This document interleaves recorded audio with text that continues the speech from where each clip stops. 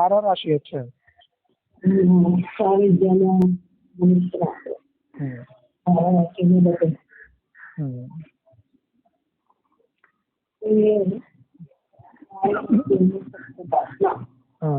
इसका भविष्य बताना, राशि का महत्व बताना, क्योंकि इसका जो है सिंपल सी बात है कि 12 है क्या चीज। 12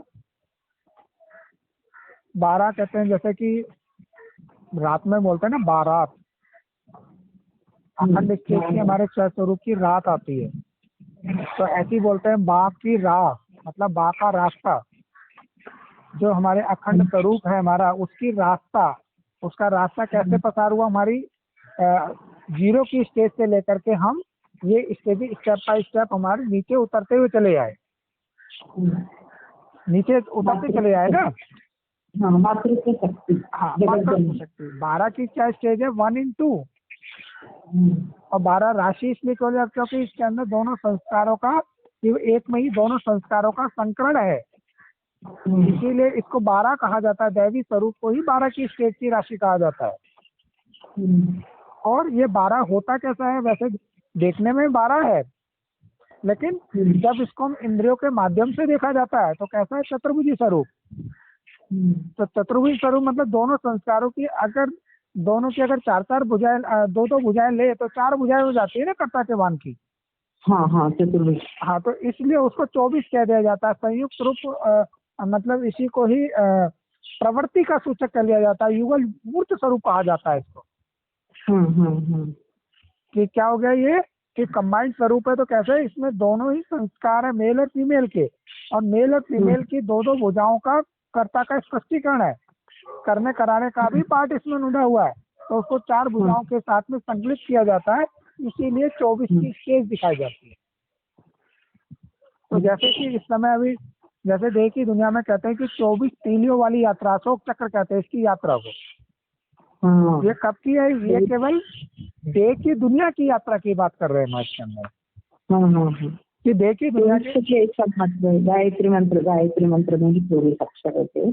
तो इस परिवार के भी 24 का महत्व है। हाँ, 24 का महत्व यही है कि एक एक करके ये सारी स्टेजेस हम, मतलब क्या होता है 24 की स्टेज इस समय जब हमारे संकल्पों से, हमारी बातों से, हमारे एक्शन से प्रस्तुत होती है संगम में आकर के। और सारी स्टेजेस से हम पसार होकर के आते हैं, जीरो से लेकर के यहाँ तक। तो इसके अंदर फिर हमने क्या, जो भी अभी पाठ अनुसार, क्योंकि जो भी ब्रह्म वाक्यम लिखला है जनार्दनम है, तो जो भी इस वार्ता के द्वारा जो भी एक शब्द आए वो भी अपनी जगह सही है, उसको समझने का फिर चाहिए बस। तो बात इसके अंदर यही आई थी कि 12 राशि तो हमारी क्लियर हो गई, 12 की स्टेज भी हमारी क्लियर हो गई, तो इसके अंदर काउंटिंग की कोई बात नहीं। लेकिन काउंटिंग की बात जब आती है कि हमारी ये सीढ़ी की स्टेप्स हैं, जीरो सबसे ऊंची स्टेज, जीरो सबसे ऊंची स्टेज, उसके बाद 1, उसके बाद 2, उसके बाद 3, उसके बाद 4, उसके बाद 5, उसके बाद 6, उसके बाद 7, उसके बाद 8, उसके बाद 9, उसके बाद 10 के बाद 11 के बाद 12। तो 12 स्टेजेस के अंदर जैसे कि अब इसको उन्होंने फिर इसको उससे भी दिखा दिया, ग्रहों से भी संबंधित कर दिया गया इसके अंदर, कि जिसके अंदर हमारे को 9 तो दिखाई देते हैं, है ना, 10वां भी स्पष्टीकरण में आ रहा है, लेकिन 11-12 मानते हैं कि है, लेकिन वो दिखाई नहीं देते। यही हो रहा है ना बा। हाँ, तो देखो यहाँ पे क्या चीज है, देखो इसको हम इस माध्यम से वही चीज समझेंगे कि हमारी जीरो से लेकर के 1 2 तो जो 1 की जो यात्रा थी वो तत्व प्रधान की अवस्था थी हमारी। तत्व प्रधान कौन सी, क्योंकि 1 और 2 की जब स्टेज आती है ना, 1 और 2 जहाँ से एक्वायर करते हैं, ये हमारी देह की यात्रा शुरू हो जाती है। जीरो की जो स्टेज है वो हमारी बीज रूप अवस्था है। 1 और 2, हाँ, नहीं, जीरो की अवस्था हमारी बीज रूप अवस्था है। हाँ, जीरो बीज रूप अवस्था है, 1 और 2 से हमारी देह की यात्रा शुरू हो जाती है। 1 और 2 की तरह से ये देह की दुनिया है। हाँ, लेकिन यहाँ पे क्या होता है कि 1 और 2 का मतलब क्या है कि हमारे दैहिक संबंधों की यात्रा बढ़ने शुरू हो जाती है। पहले एक अखंड में अपने आप में थे तो एक ही स्वरूप था, 1 नंबर की स्टेज, अखंड अर्धनारीश्वर स्वरूप की स्मृति का। और जब से मेल और फीमेल खंड शुरू होते हैं, दो का स्पष्टीकरण आ जाता है, द्वैतवाद शुरू हो जाता है। लेकिन फिर भी क्या होता है, जिस समय दो द्वैतवाद तो होता है, लेकिन जब सतो सामान्य स्टेज होती है तो उस समय अगर हमारे संकल्पों की दुनिया चलायमान नहीं होती और संबंधों में, और उसमें तो भी हमारी सुख शांति की स्टेज में ही काउंट होता है वो। जिस तरह से एक पौधा लगा तो उसकी सबसे पहले एक तना फूटने के पश्चात फिर क्या हो गए, छोटे छोटे से 2 सिंपल से पत्ते निकले। लेकिन उसके पश्चात फिर तीसरा संबंध आया, बच्चे का संबंध, तो उसके बाद चौथा, फिर और भी संबंध आए, 5वां आया। मतलब इस तरह से ये स्टेजेस हमारी रजो प्रधानता की तमो प्रधानता की और बढ़ते बढ़ते ये स्टेजेस बढ़ती चली गई वाली। तो स्टेप क्या हुआ, 3, फिर 4, फिर 5, फिर 6, मतलब ये संबंधों का देह के संबंधों का, देह के पदार्थों का दायरा बढ़ता चला गया है। ये खाद बढ़ती चली गई है। तो अब एक स्टेज आई है जिसके अंदर जहाँ पे कि जैसे मतलब 4 तक की स्टेज थी, जहाँ पे केवल क्या था कि एक अपना गृहस्थ परिवार था, सुख शांति वाला। 5वें में क्या हो गया कि पंच तत्वों की स्मृति पूजा यात्रा शुरू हो जाती है इस स्टेज में। और 6ठे में क्या आता है, बिल्कुल 6 नंबर की स्टेज का पार्ट समय स्टार्ट हो जाता है। 3 और 4 क्या बताया रही हूँ? 3 और 4 में ये बताया था हमने कि इसके अंदर क्या आता है कि एक संबंधों की रूपरेखा बढ़ती है।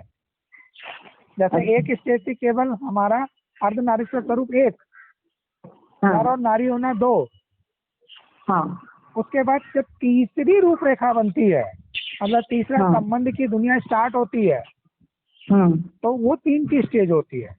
भले वो रजो प्रधान अवस्था की सुख शांति की है, जो कि मतलब उस समय जिसके कहते हैं कि 1/4 हिस्सा सुख का भी है वो वाला, क्योंकि तमो प्रधानता में जाकर के तो 1/4 से दुख मिलता है खाली। और जहाँ से फिर अनेक संबंधों की टालियां शुरू हो जाती है, संबंधों की भी, अनेक धर्मों की, 7 रंग की दुनिया यहाँ से स्टार्ट हो जाती है। 7 रंग की दुनिया स्टार्ट होगी ना। तो अब ये क्या होता है कि यहाँ पे जब 6 की मतलब जो 6 नंबर की दुनिया स्टार्ट हुई थी, जिसके अंदर हमारे 6 की स्टेज के पाठधारी के पार्ट प्ले होना शुरू हो गया था। 7वें में जाकर के और उनकी विकरालता, पुरुषवृत्ति और बढ़ गई, है ना। और 8वें के अंदर फिर क्या हुआ, हमारी ये जो आत्मा परमात्मा के परिचय का पाठ अध्यात्म की ओर रुझान हुआ था। और 9वीं स्टेज में क्या हुआ कि जिसके अंदर केवल हम क्या कर रहे थे कि हमने आत्मिक स्मृति को ही बोलबाला दे रहे थे, है ना। लेकिन 10वीं स्टेज जो है, 10वां जो ग्रह, वैसे 9 ग्रह तक तो अभी जानकारी जैसे मिली, लेकिन 10वां ग्रह स्पष्टीकरण में आया कि जिसको कि अभी हमने संगम युग में क्या पढ़ाई पढ़ी थी कि हम आत्मा हैं, हम जीरो हैं, हम निराकार आत्मा है। पहली पार्ट ये पढ़ना स्टार्ट किया, तो पढ़ना स्टार्ट किया जिसे कहते हैं कि ब्रह्मा साकार है। ब्रह्मा को दाढ़ी मूछ वाला दिखाते हैं। दाढ़ी मूछ वाला मतलब इस वानप्रस्थ की अवस्था का उसका सूचक दाढ़ी मूछ वाला साकार दृष्टिकोण से उसको दिखाते हैं। लेकिन वो भी स्पष्ट नहीं है, वैसे तो है तो सूक्ष्म स्टेज की मूर्ति, लेकिन उसके संकल्पों में क्योंकि वो 1% की स्टेज है, तो वो उसके अंदर उसको सूक्ष्म में दोनों तरफ ले जाते हैं। उसको साकारी उसमें भी दिखा देते हैं, उसको सूक्ष्म स्टेज में भी दिखा देते हैं। बाकी जब हमारे संकल्पों के अंदर एक होने की, एक ओंकार नास्ति, एक स्वरूप है हमारा, एक स्वरूप है, तो हमारे अंदर उसकी स्मृति आने के संकल्प आने शुरू हो जाते हैं, संगम हो जाता है एक होने का। तो वो हुई 11 का ये, क्योंकि ये सूक्ष्म वतन का स्टेज, क्योंकि सूक्ष्म वतन तीसरे नेत्र से दिखाई देता है, तो ये 11वां ग्रह भी दिखाई नहीं देता कहीं पे। तो इसी तरीके से 12वां, लेकिन कहते हैं काउंट में है ये, क्योंकि त्रिमूर्ति की स्टेज पूरी है। 9 तो साकार जगत से दिखा दी, लेकिन 3 ये सूक्ष्म जगत की है। सूक्ष्म जगत में 10वीं कुछ दिखाई भी देती है, पलक झपकते हुए, नहीं भी दिखाई देती हुई, 10वां ग्रह। लेकिन 12वें में हमारी स्टेज कैसी बन जाती है हमारी संकल्पों से, 1 and 2 पूरा पूरा क्या आ जाता है, अर्धनारीश्वर स्वरूप, संकृत रूप, वैष्णवी स्वरूप, विष्णु स्वरूप, 12 राशि का संपूर्ण स्वरूप।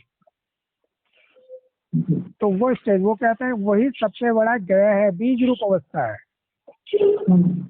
जो कि कैसा है, जो क्योंकि अभी तक जो हमने देखा था 9 की स्टेज तक और 10वीं स्टेज की भी थोड़ी झलक हमारे को दिखाई दे रही है, 10वें ग्रह के भी जो डे के नेत्रों से दिखाई देती है।